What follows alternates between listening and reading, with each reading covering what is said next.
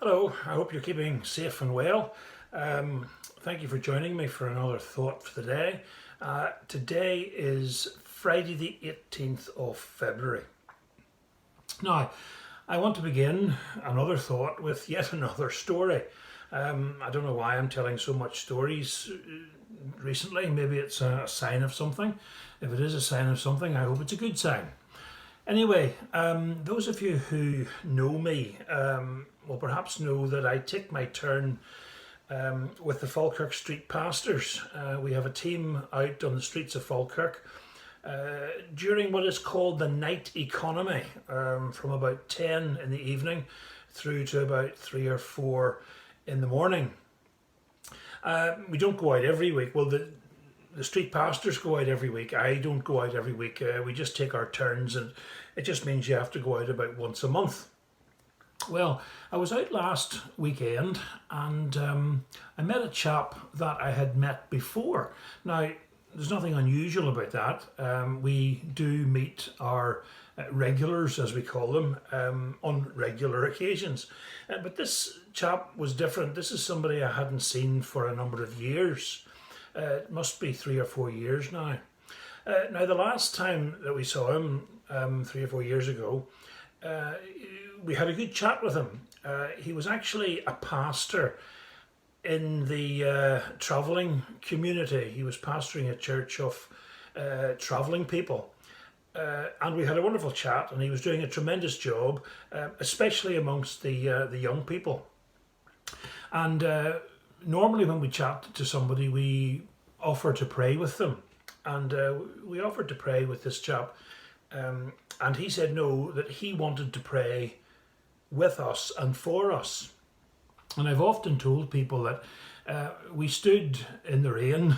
It was the middle of winter, but we stood on a street corner with the rain coming sideways, getting soaked. But this chap prayed a prayer, the like of which I have never heard before. It was wonderful. It was great to share in that time with him. And we wished him well, he wished us well, and off we went. Now, never saw hide nor hair of him again until last weekend. We met up with him, and strangely enough, he recognised us first. And he recognised me, and he remembered that we had met before and that we had prayed together and discussed things. As we were discussing and reminiscing, it did all come back to me, and I remembered vividly who he was and what he was talking about. Now, the sad fact about this is that he was now a completely different person with a completely different mindset. Now, he had had a family tragedy. And this had obviously affected him. He was blaming God. He knew his Bible well. He knew all the answers and the replies that we would give to such questions. But he was really hard against God. And he had a drop of drink on him. His language was terrible. He was cursing and swearing continually. He had also confided in us that since last we met, he had been self-harming, and he had also been dealing in drugs. So it was a sad story of someone who was so close to the Lord and working so much for the Lord to have fallen to the state in which we saw him. Now, we were actually concerned that he was going to do something really harmful to himself that night. And because there was a drop of drink involved, our conversation just seemed to go round in circles. So we talked for a while, maybe a half hour, 40 minutes or so. And we offered to pray for him, as we normally do. And in all my years of doing street pastors, nobody has ever refused a word of prayer. Even though they don't believe in prayer, even though they don't believe in God, we say that we do, and that it can't do any harm, it can only do good. And I've never had anybody refuse the offer of prayer, but yes, this chap did, and he did it very forcefully as well. Now, it made me think, what about somebody like that? Is there a way back to the Lord for someone like that, who has once been on fire and doing great things and now seems to be completely and utterly opposed to the Lord? Is there a way back for someone like that? Well, of course there is. The Lord will take us back when we come to him in repentance and faith. If we recognise that we have gone away and we want to come back, the Lord will never turn anybody away. There is always hope, and we have a wonderful, a kind and a gracious God.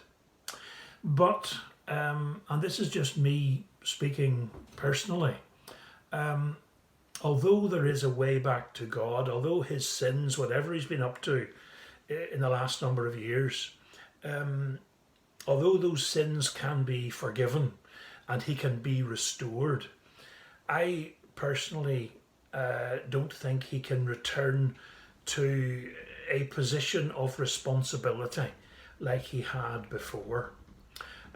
His testimony has been ruined. His usefulness for the Lord has been affected.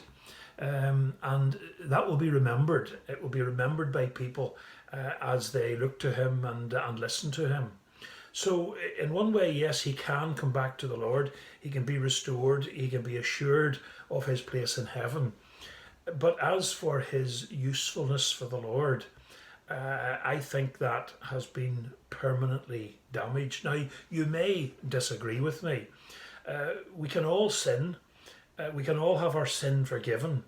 But what people sometimes forget is that you still have to live with the consequences of that sin.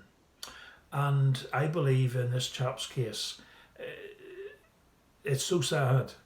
I don't believe he can ever be fully restored to the position of leadership in God's church that he once enjoyed. Certainly, he can come back to the Lord, but I think he would know himself that, as we used to say, he has blotted his copybook. His sins can be forgiven, but the consequences of those sins live on. And this is something, friends, the devil is very, very good at. He can't take away our salvation, but he can, and he does, destroy our usefulness for the Lord. So it was just a sad reminder to me of a very, very, very sad situation. We will pray for this chap and not tell you his name. It begins with a D, so if you feel as if you can pray for D, please do that. And pray that the Lord will be gracious, merciful, draw him back to himself, restore him. And again, we can just pray that the consequences of his sin won't be too severe. Think about these things, friends. I'm just giving you my personal opinion. And again, the devil is good at destroying our usefulness from the Lord. So all the more reason to stay close to the Lord. And yes, things happen that we don't like. We live in a broken and a sinful world. But friends, don't blame God for everything bad that happens. God is not the author of sin. We've made this world into the mess that it is, and it's our fault. It's not God's. And because we've done that, yeah, we have to live with the consequences of that too. We look around and it's not pretty. But thankfully, the Lord is there. He's not going anywhere. And he doesn't refuse any who return to him. Okay, there's a thought for you. Not being dogmatic, maybe you disagree with my particular description of this whole situation, but at least think about it, friends. And of course, as you think about it, well, forewarned is forearmed, if you like, and we can be ready and trying to thwart the strategy that the devil employs so successfully for so many years. Okay, that's enough. Maybe the next story I bring will be a happier one, will be a more encouraging one, because there's plenty of those as well. But for now, just think on those things and pray for that chap. We'll call him D. And maybe the next time I see him, he will have been gloriously restored. And yes, I hope I'm wrong. And I hope the Lord does take and use him in wonderful ways which we don't understand even now. Thank you for listening. Take care. Have a nice weekend. Keep safe. Keep praying. And I look forward to talking to you again sometime soon. Bye for now.